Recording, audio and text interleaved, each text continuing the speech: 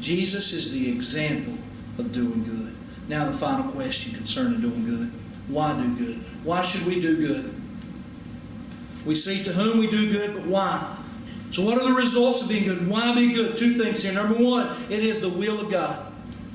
We do good because it's the will of God. Look at verse 15. For this is the will of God, that by doing good you may put to silence the ignorance of foolish men. And so we see here that doing good is the will of God. It is always God's will to do good. You don't ever have to ask God if something is His will, if it's good. Doing good is always God's will. This is why people do good. This is why when people do good, they don't walk away from the church. So it's always God's will to do good. Number two, the second reason why we should do good, and I want you to listen to this, is because it silences ignorance. We do good because it silences ignorance. Look at the last part of that. That by doing good you may put to silence the ignorance of foolish men. And I want the church to hear this morning. There is a lot of ignorance in the world, without a doubt. There is ignorance of the Word. There's ignorance of the ways of God. We have ignorant people in the church, and we have a lot of ignorant people in the world. Now, the secular definition of ignorant may not be the same as the biblical definition, okay? So your idea of what I'm saying when I say ignorant may not be what God's saying. So what does He mean when Peter writes ignorance? Well, ignorant in the Bible means simply not knowing.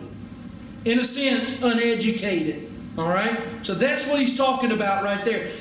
Think about it. People support abortion. People support homosexuality because of ignorance. Because of ignorance. They're unknowing. So what does the Bible tell us to do?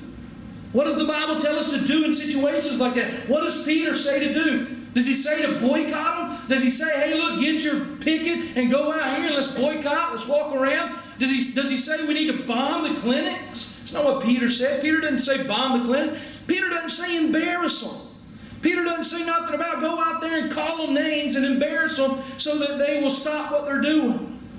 No, the Bible says nothing like that. But rather it says in verse 15 that we are to do good, and by doing good, it silences the ignorance of foolish men. That's what the Bible says. The church has gotten a black eye over the years because we've not responded to the ignorance of foolish men with doing good.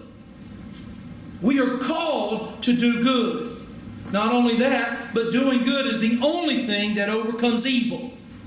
Doing good is the only thing that overcomes evil. Let me say that one more time. This makes 3 times. That means it is really, really important. Doing good is the only thing that overcomes evil. Romans 12:21 says it like this.